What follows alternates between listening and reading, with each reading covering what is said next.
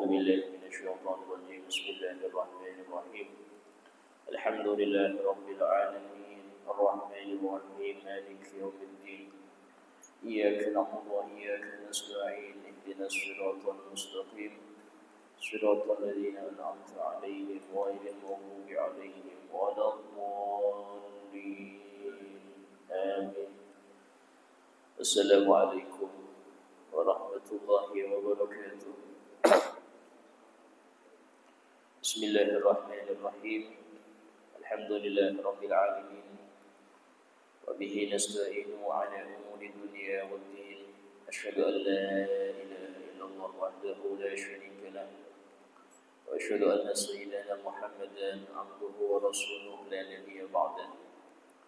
اللهم صل وسلم وبارك وكرم وعظم ومجد على حبيبنا وشفيعنا وقرة أعيننا محمد وعلى آله وصحبه أجمعين.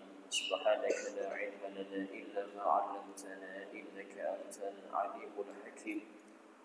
رب اشرح لي صدري ويسر لي أمري واحلل عقدة من لساني يفقهوا قولي بجاه النبي وآله. قال الله تعالى وقل رب زدني علما. وقال رسول الله صلى الله عليه وسلم طلب العلم فريضة على كل muslim. Alhamdulillah, segala puji bagi Allah Subhanahu wa taala yang senantiasa memberikan kepada kita nikmat-nikmat-Nya, khususnya nikmat Islam, nikmat iman, nikmat hidayah dan taufik, sehingga kita bisa dikumpulkan bersama-sama dalam majelis yang mulia ini dalam subuh hari Rabu. Dan semoga ini termasuk daripada bentuk inayah Allah untuk kita, tanda cintanya Allah kepada kita, sehingga kita dimudahkan untuk perbuatan-perbuatan yang taat.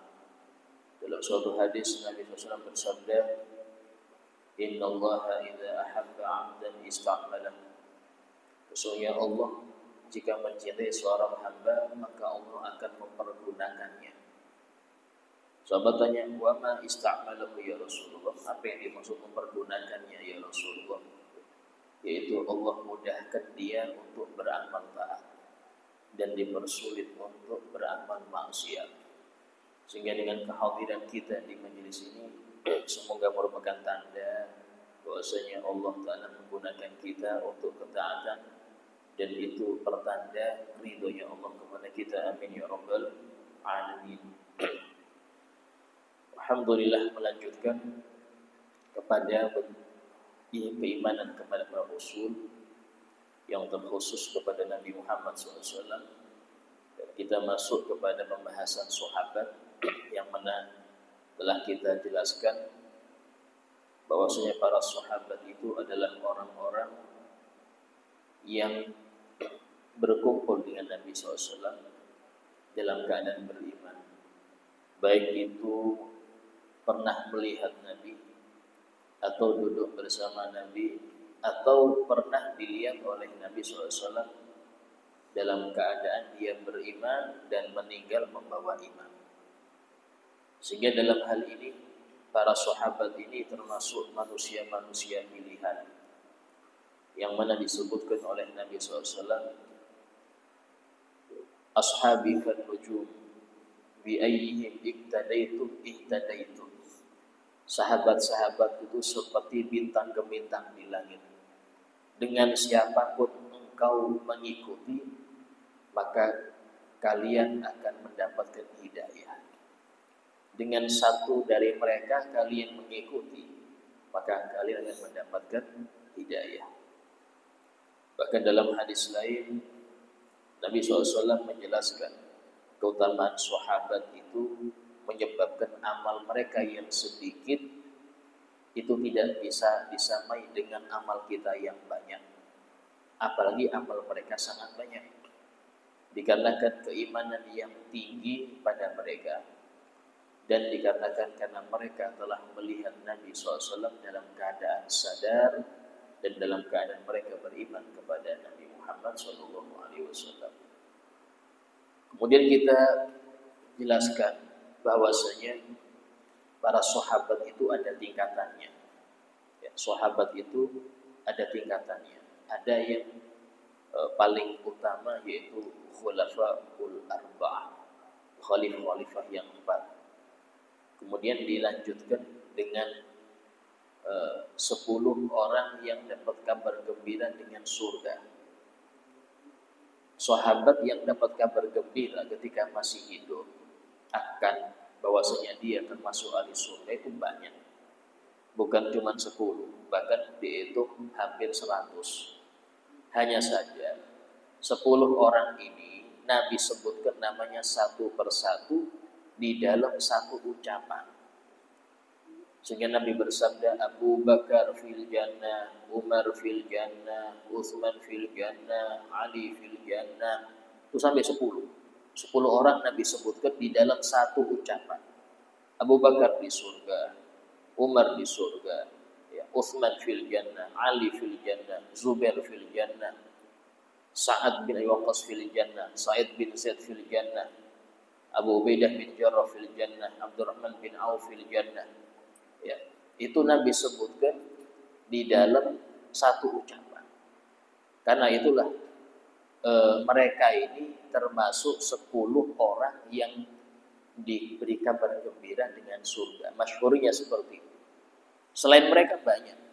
Seperti siapa? Siti Khadijah yang disebutkan bahwasanya Siti Khadijah ini ada kamar khusus nanti di surga, istana khusus di surga yang tidak diberikan kepada siapapun kecuali untuk Siti Khadijah.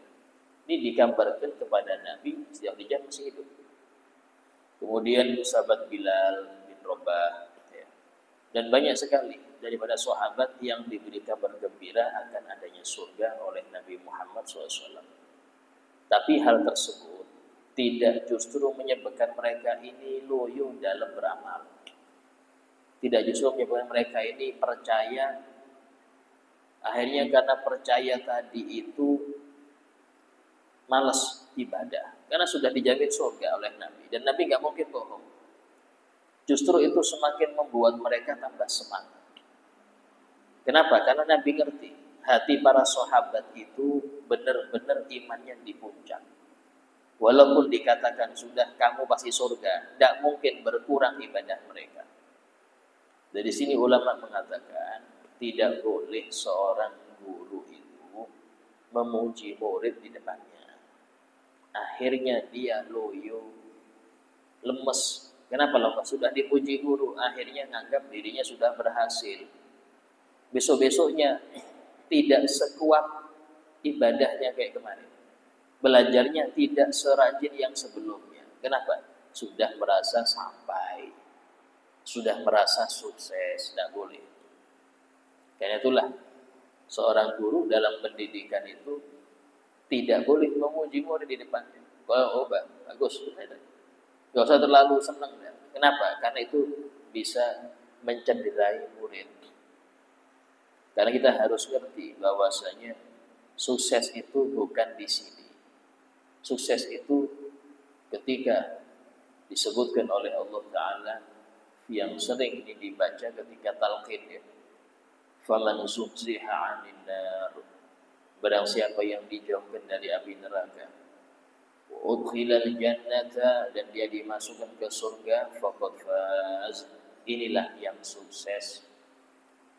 Mau jadi apapun Anda, sekaya apapun Anda, selama belum mengalami dua hal ini, belum dijauhkan dari neraka, belum dimasukkan surga, jangan menganggap diri Anda sukses.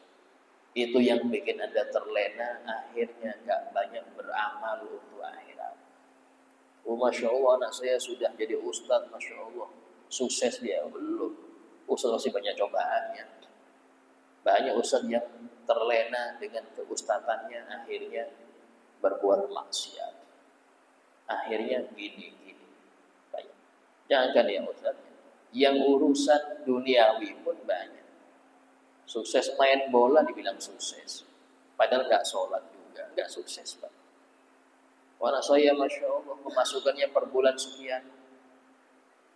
Ditanya, kayak apa berjamaahnya? Oh, tidak pernah sholat Ustaz. Innalillah, nggak sukses itu kan?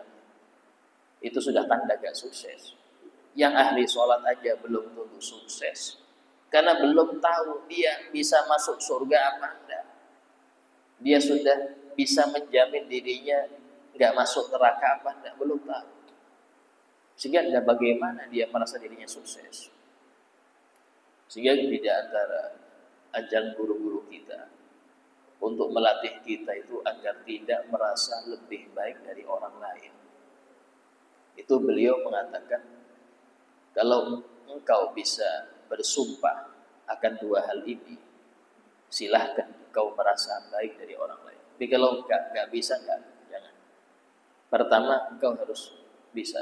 Bisakah engkau bersumpah? Demi Allah, wallahi, satu amalku diterima oleh Allah. Bisa engkau bersumpah itu? Mau itu sholatmu, hajimu, umrohmu, bangun masjidmu, sodakohmu, tahajudmu, adakah engkau berani bersumpah? Demi Allah, satu amalku diterima. Ayo, siapa yang berani menjamin? Oh, sholawat Ustaz, kan masih diterima. Itu kalau Anda wafatnya husnul khotimah. Sholawat itu masih diterima kalau Anda wafatnya husnul khotimah. Masalahnya belum tahu wafatnya kayak apa. Berseso itu ibadahnya bulan, bukan main-main. Muridnya itu wali-wali, tapi lihat meninggalnya dalam keadaan dia nyembah iblis. Siapa yang bisa jamin dengan ibadah puluhan tahun bisa jadi baik? Siapa yang bisa jamin? Karena patokan itu wafatnya kayak apa. Yang kedua, beranikah engkau bersumpah satu daripada dosamu telah diampuni oleh Allah? Satu dari dosa engkau diampuni oleh Allah. Siapa yang berani bersumpah? Demi Allah, dosa saya diampuni. Siapa yang jamin? Tidak bisa. Kalau seperti itu, jangan merasa lebih baik dari orang lain, karena kita aja belum menjamin diri kita itu baik. Intinya apa? Beramallah.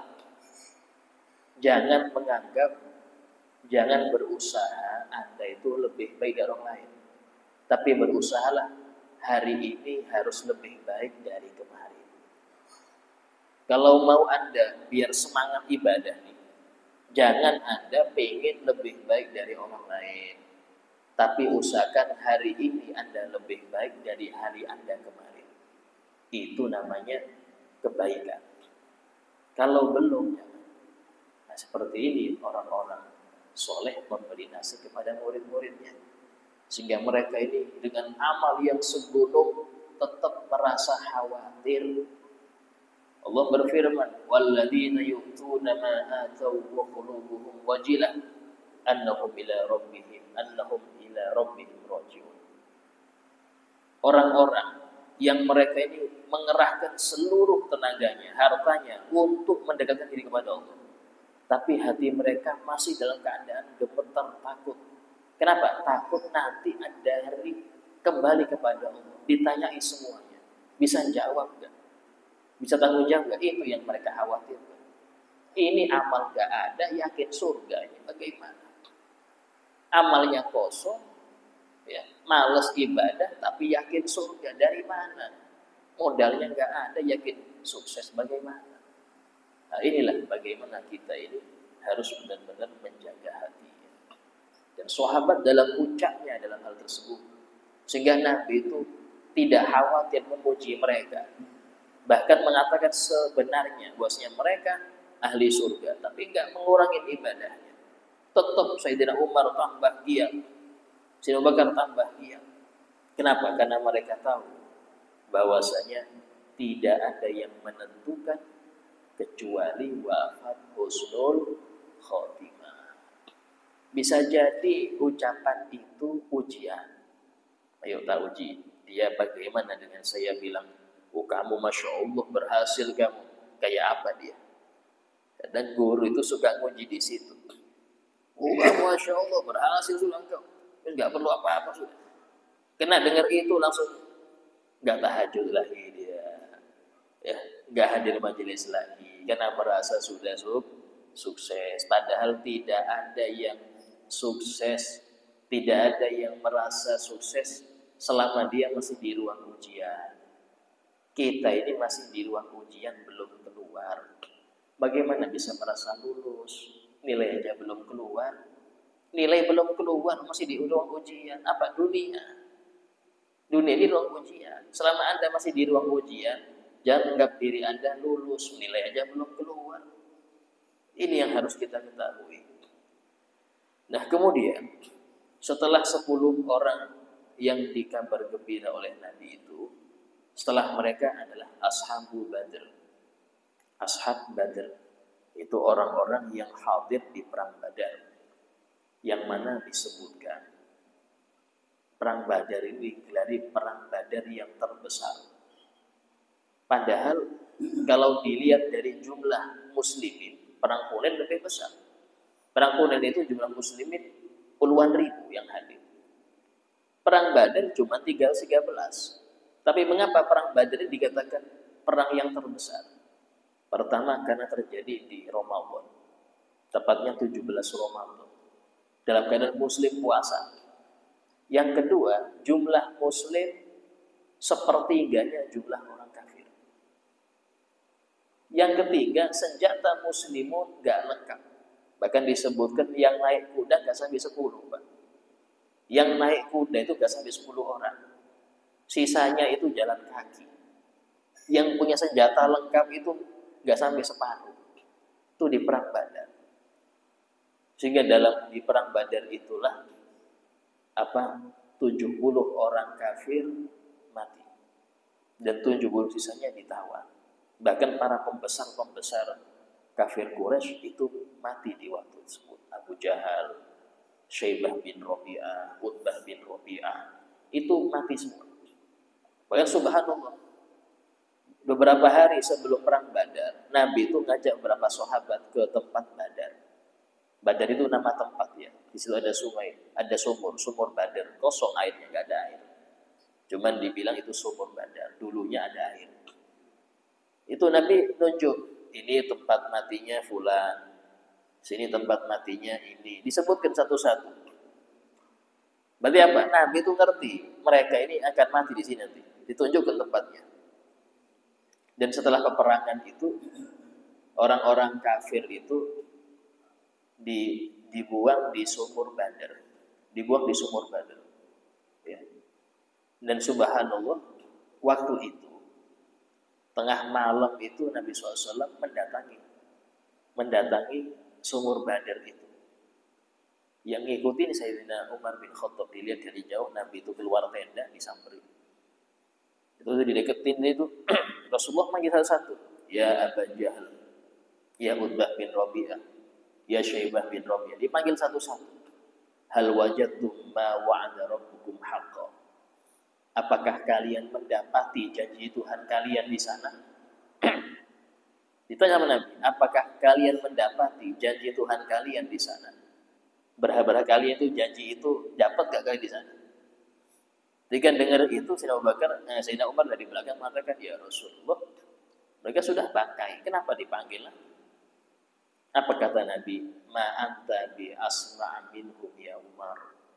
Engkau tidak lebih mendengar dari mereka. Engkau dengar tadi ucapanku, iya, mereka juga dengar.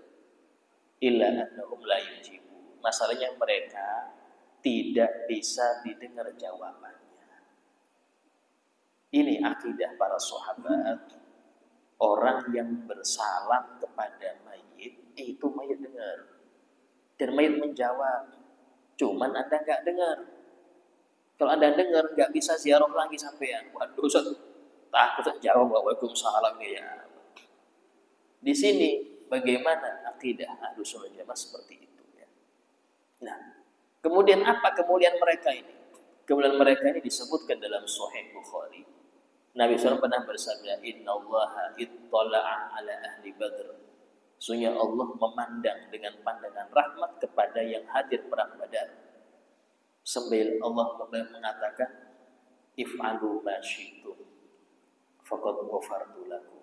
Kerjakanlah wahai para ahli perang Badar, apapun yang kalian mau kerjakan. Mau A, mau B, mau C, silahkan.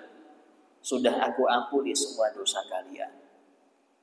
Itu kalau kita ya enak Pak, langsung nggak majelis lagi sudah kena gitu.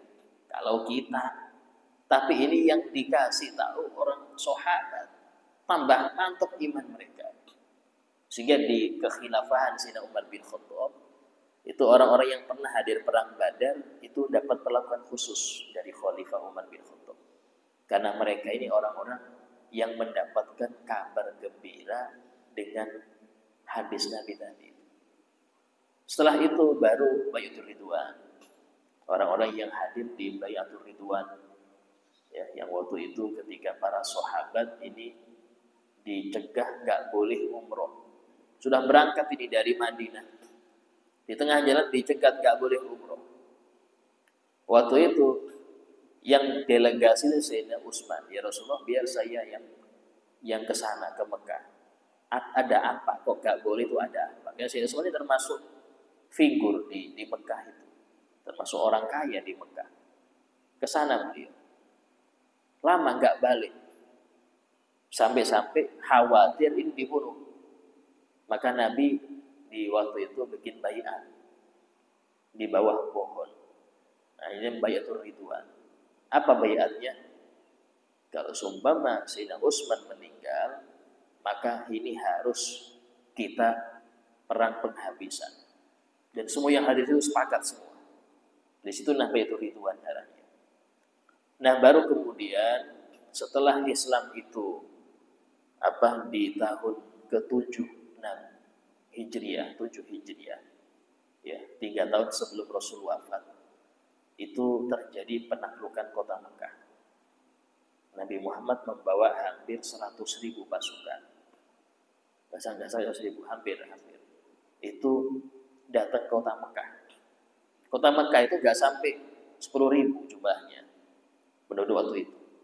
Lihat Nabi Muhammad bawa hampir 100.000 mau keder. Ibarat kata orang-orang muhajir ini pengen tahu, saya mau ngambil rumah saya lagi yang di sana. Karena sudah jaya waktu itu datang. Dan itu tidak ada perangan. Nah, sampai Nabi bersabda, yang masuk di rumahnya aman, yang masuk di Masjidil Haram aman, yang masuk di rumahnya Abu Sufyan aman. Saya gitu. Artinya nggak ada peperangan. Ini nggak ada peperangan. Ini istilahnya Nabi pengen untuk masuk ke Mekah ibadah dalam keadaan damai. Subhanallah, di waktu itu banyak orang-orang kafir Quraisy ini keluar dari Mekah karena takut dibunuh oleh Nabi. Karena mereka memang yang memulai. Sehingga Nabi SAW ketika itu menyuruh para sahabat itu untuk merumpuhkan berhala-berhala sekitar Ka'bah yang jumlahnya kurang lebih 300-an. Dihancurkan semua. Akhirnya ketika masuk waktu sholat asar apa zuhur, beliau nyuruh sahabat Bilal, ya Bilal, kau naik Ka'bah itu adzan. Naikin Ka'bah engkau adzan. Satu-satunya manusia yang disuruh Nabi naik ke Ka'bah untuk adzan sahabat Bilal. Bahkan waktu itu Sayyidina Abu Bakar ini sempat nangis. Bilal dulu itu diinjek-injek oleh orang di Mekah. Karena dia budak, karena dia membawa agama Islam, diinjek-injek, dijemur. Kan Sayyidina Abu Bakar yang membelinya waktu itu. Sekarang lihat, dia adalah orang yang bisa naik ke Ka'bah, kita nggak bisa. Dan ada. Setelah itu ada pengumuman bilang kepada Sayyidina Ali, ya Ali, kamu naik ke Ka'bah, umumkan ke semua orang. Tidak boleh ada yang tawaf dalam keadaan telanjang, nggak boleh lagi. Karena waktu itu sebagian orang tawaf nggak pakai apa-apa, dilarang oleh Nabi, tidak boleh. Nah, waktu itulah baru Islam dijaya. Ulama mengatakan orang-orang yang masuk Islam sebelum Fatu Mekah itu lebih utama daripada sahabat-sahabat yang masuk Islam setelah melakukan Fatu Mekah. Ya. Nah, kemudian di antara para orang-orang terdekat Nabi selain sahabat adalah keluarga Rasul. Keluarga Nabi ini wajib kita imani kemuliaan mereka. Wajib kita meyakini mereka ini punya kemuliaan disebabkan ada hubungan darah dengan Nabi Muhammad SAW atau hubungan kerabat. Hubungan kerabat, hubungan darah yang seperti ini wajib kita imani. Dalam suatu ayat Allah Ta'ala berfirman, "Qul," katakan ya Muhammad kepada umatmu, "La as'alukum alaihi ajrah." Aku tidak mengharap upah dari kalian atas dakwahku, atas aku menyelamatkan kalian dari neraka, atas ini banyak. Aku nggak minta upah, kata Nabi. Illal mawaddata fil qurba, kecuali cintailah keluargaku. Dari sini perintah Allah untuk Nabi Muhammad agar Nabi Muhammad menyampaikan kepada umatnya apa itu? Kita wajib mencintai keluarga Nabi. Ini bukan dari hadis Nabi, ini dari Allah. Di Quran ada. Di Quran ada. Dan al-qurba di sini adalah semua keluarga Nabi Muhammad. Dari sini kita wajib memuliakan mereka, mencintai mereka sesuai nas Al-Quran. Bahkan di dalam Al-Quran sendiri, para ahlul bait itu mendapatkan keistimewaan khusus dari Allah Ta'ala. Apa itu?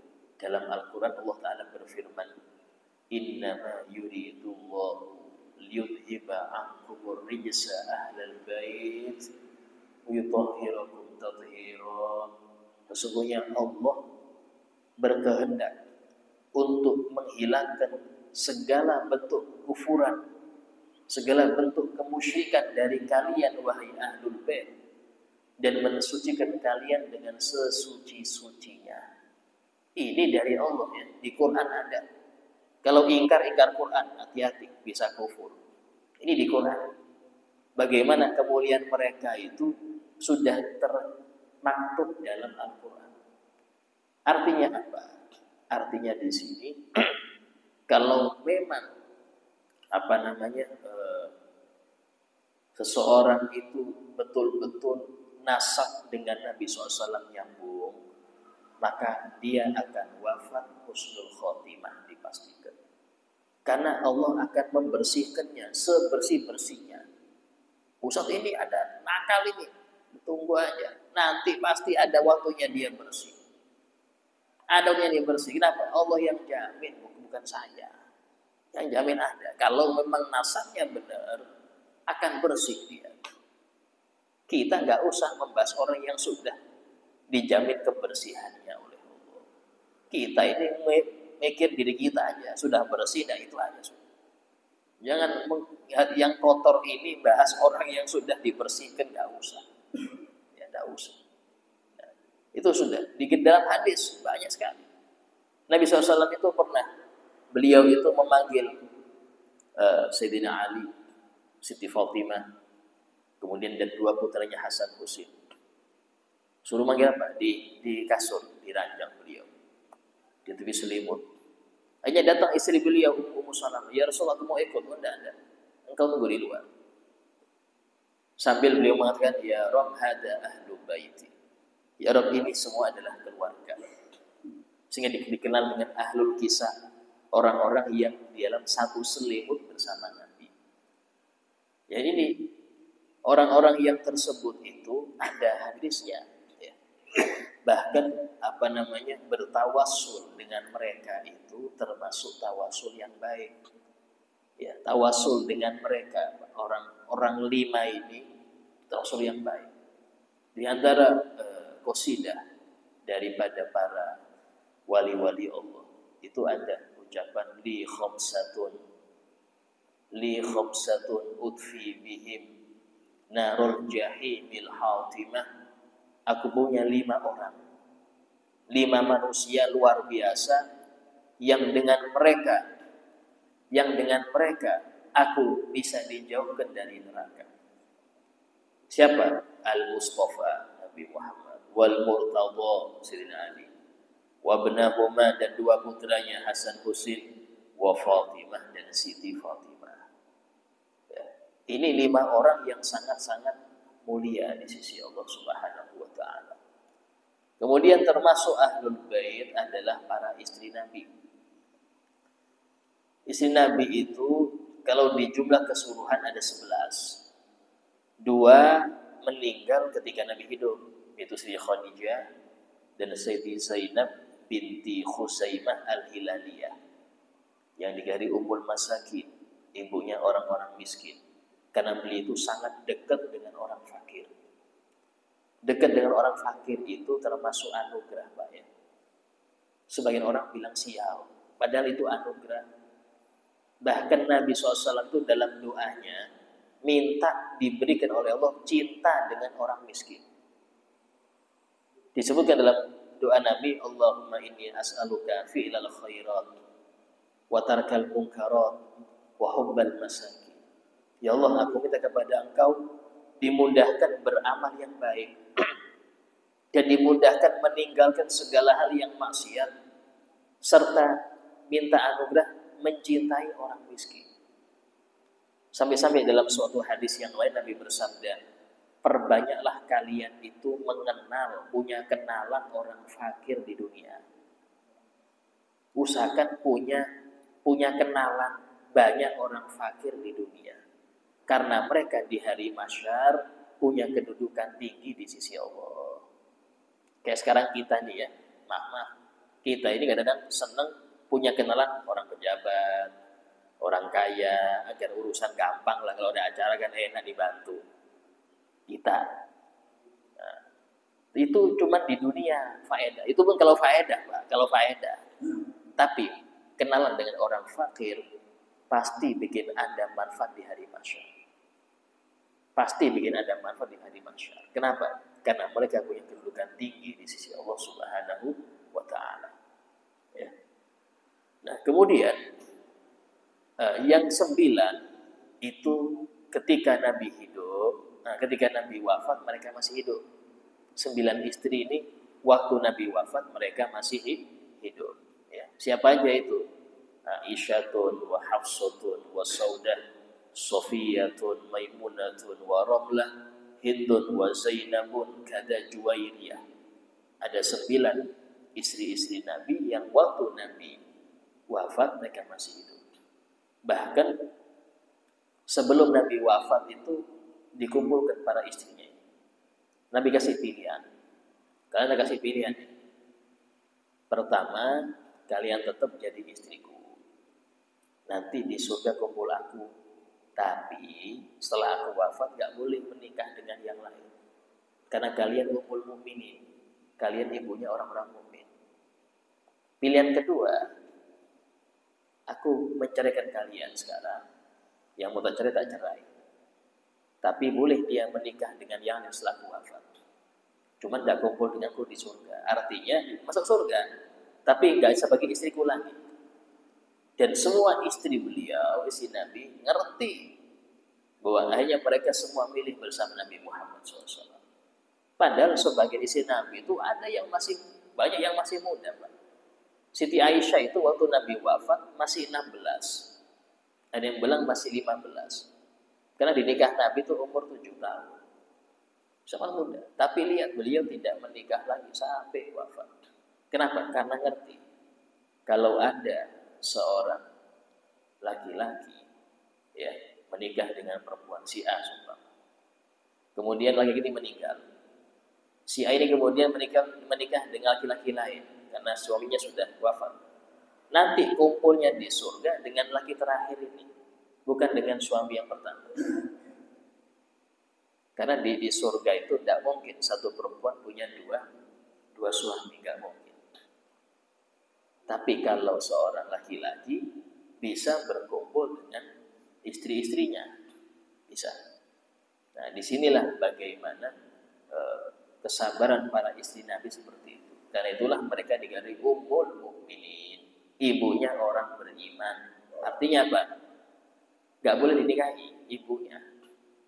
Selama mereka ini menjadi ummul mukminin, gak bisa dinikahi oleh orang muslim yang lain selain Nabi Muhammad SAW.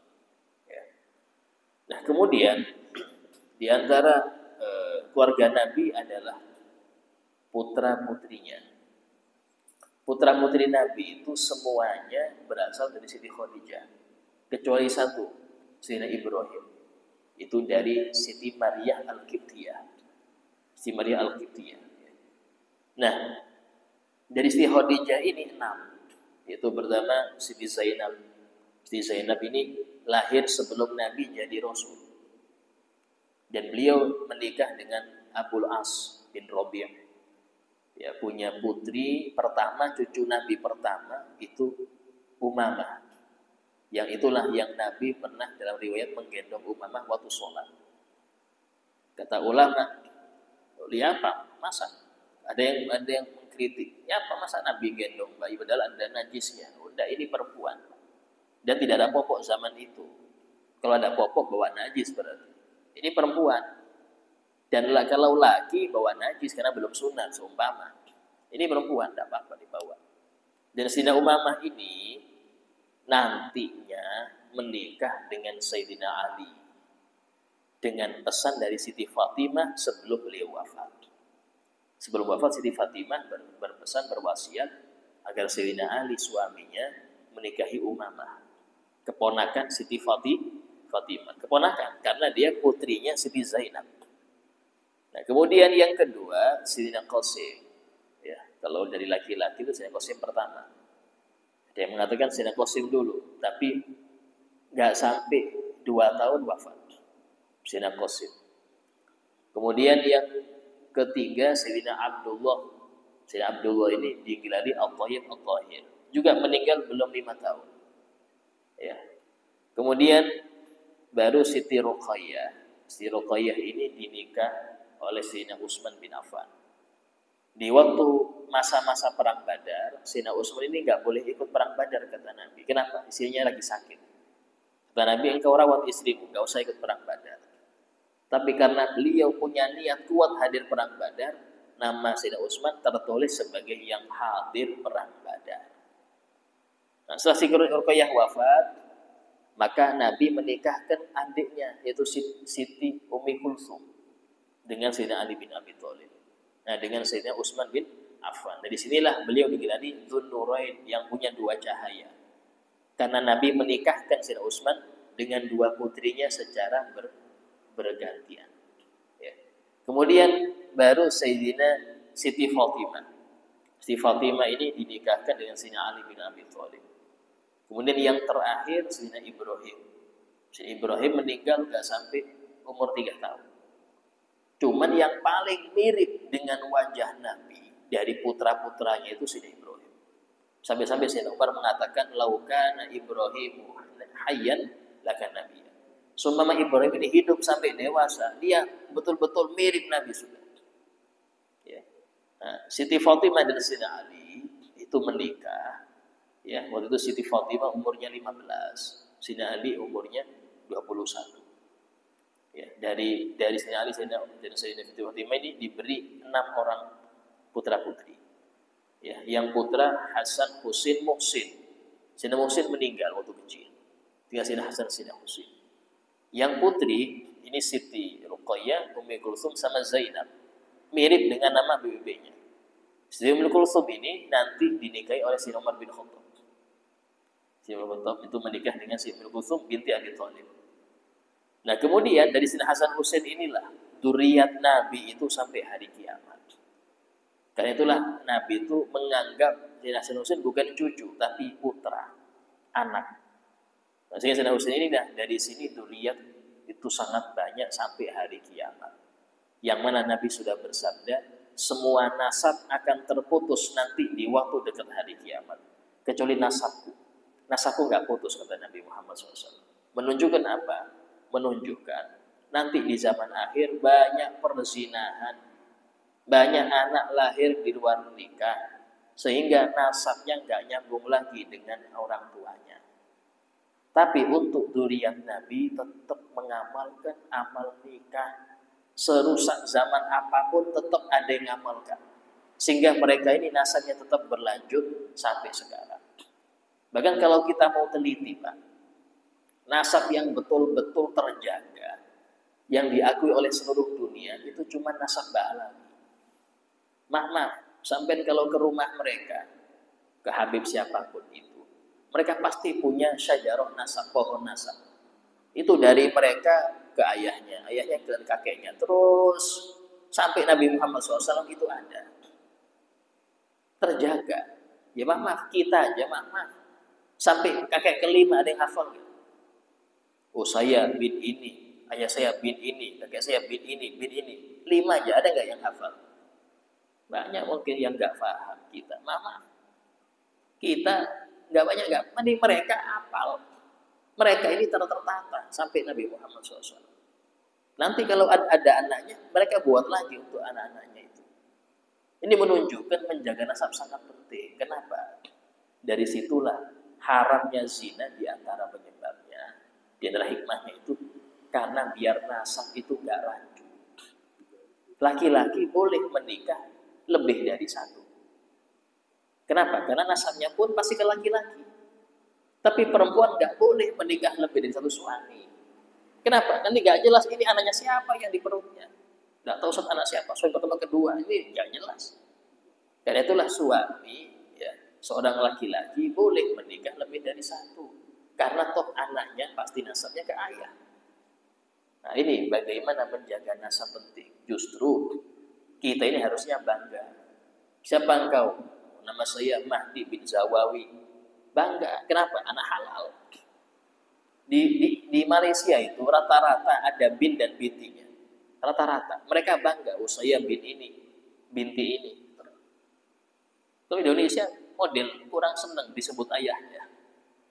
Gak mau disebut bin ini. Gak mau. Padahal itu tanda ada hasil halal. Karena kalau hasil haram gak ada binnya. Karena dia nasabnya ke ayah, ke ibu, bukan ke ayah. Kalau hasil haram, naudzubillah min dzalik. Nasabnya gak nyambung dengan ayahnya. Dan inilah menjadi kemuliaan mereka para Alawi, sehingga tidak bisa kita kritik nasabnya itu. Sudah satu dunia menyatakan itu nasab paling otentik, sedunia paling otentik. Nah, sebagai paripurna majelis kita, mungkin ada yang mau bertanya, silakan ditanyakan.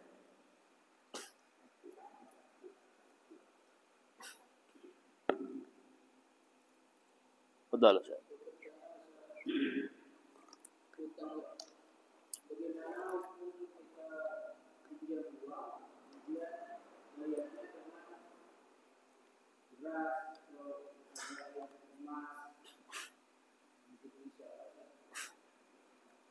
Ya, bagaimana hukumnya pinjam uang tapi bayarnya barang? Selama nilainya sama, nggak apa-apa. Kalau nilainya sama, nggak masalah. Utangnya berapa? 100.000. Bayarnya pakai apa? Beras sekian kilo. Kalau harganya sekian kilo, ini 100.000. Sah. Nggak apa-apa. Ya, nggak masalah.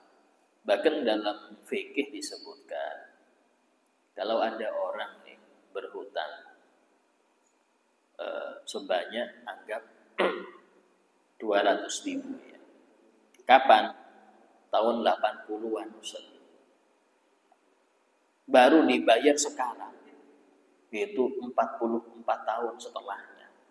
Itu enggak bisa bayar 200.000. Enggak bisa. Karena 200.000 zaman itu dengan zaman sekarang beda. Nilainya beda. Sehingga dia harus membayar berapa 200.000 di zaman itu tuh untuk beli apa biasanya. Kalau beli kerupuk itu dapat berapa becak gitu. Itu zaman itu. Berarti zaman sekarang ya senilai itu. Bisa jutaan. Dan itu bukan riba. Gak ada utang itu dibayar 40 tahun kecuali dia kabur. Ini orang sudah utang kabur lagi. Sudah umur 44 tahun baru dia datang mau bayar utang. Ya nilainya jelas beda. Gak bisa disamakan dengan tahun 80-an, gak bisa. Nah dari situ cuman kalau yang menghutangi itu rela, gak apa-apa, sudah 200.000 aja kayak dulu, sudah gak apa-apa. Padahal 200.000 dulu bisa daftar haji, sumpah. Daftar haji bisa 200.000. Ya sudah gak apa-apa, wis yang penting sampai bayar aja. Ya, Masya Allah berarti orang ini. Tapi secara fikih dia boleh nuntut. Nah, harga 200.000 zaman dulu beda Pak. Saya kan kabur 40 tahun masalahnya. kabur 40 tahun, beda nilai. Nah, yang seperti itu berhadiah, bukan riba. Riba itu kalau nilainya beda. Pertama, atau yang kedua ada manfaat dari yang menghutangi. Walaupun bukan duit. Saat saya mau pinjam Ustaz, berapa? 1 juta. Oh iya, tak pinjemin. Tapi tolong ya, antar jemput anak saya ya. Tetap engkau bayar di 1 juta, tapi tolong antar jemput anak saya. Oh iya Ustaz, insya Allah. Itu riba. Jadi riba itu enggak melulu duit. Ya, semua manfaat yang diterima oleh pemberi hutang disebabkan karena dia ngutangin, itu riba. Ustaz saya utang uang berapa? 20 juta. Ya, tapi sampai selama Anda belum bayar, tanah sampean saya pakai dulu ya. Riba itu Pak, hati-hati, tidak boleh. Ya, karena ada manfaat. Karena utang piutang itu tolong menolong. Namanya tolong menolong, nggak boleh ada ngambil untung. Ini ngambil untung, ya di situ dosanya. Kalau sampean mau ngambil untung, jangan pakai hutang, tapi berdagang. Kalau mau duit ini berkembang, dagangkan, putar. Entah itu tanam saham kah apa. Tapi kalau menghutang kan jangan. Itu rentenir ngarannya. Itu haram. Yang lain,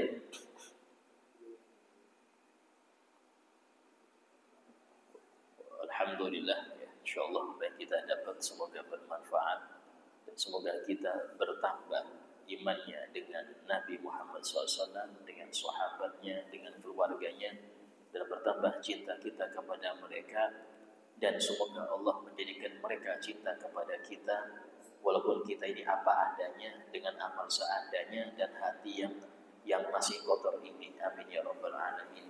Ala hadiniyah وكل نية صالحة وعلى ما نوى به سلفنا الصالح. الفاتحة. بسم الله الرحمن الرحيم. الحمد لله رب العالمين الرحمن الرحيم مالك يوم الدين إياك نعبد وإياك نستعين اهدنا الصراط المستقيم صراط الذين أنعمت عليهم غير المغضوب عليهم ولا الضالين آمين. بسم الله الرحمن الرحيم الحمد لله رب العالمين اللهم صل وسلم على سيدنا محمد وعلى آله وصحبه أجمعين. ربنا انفعنا بما علمتنا رب علمنا الذي ينفعنا رب فقهنا وفقه أهلنا وقرباتنا في ديننا رب وفقنا وفقهم لما ترتضي قولا وفعلا كرما ورزق كل حلالا دائما وأخل ألقياء لما نحظى بالخير ونفى كل شر. ربنا واصلح لنا كل شؤون وقر بالرضا منك العيون واقض عنا ربنا كل الديون قبل أن تأتينا رسل المنون. ربنا آتنا في الدنيا حسنة وفي الآخرة حسنة وقنا عذاب النار. وصلى الله على سيدنا محمد وعلى آله وصحبه وسلم والحمد لله رب العالمين. السلام عليكم ورحمة الله وبركاته.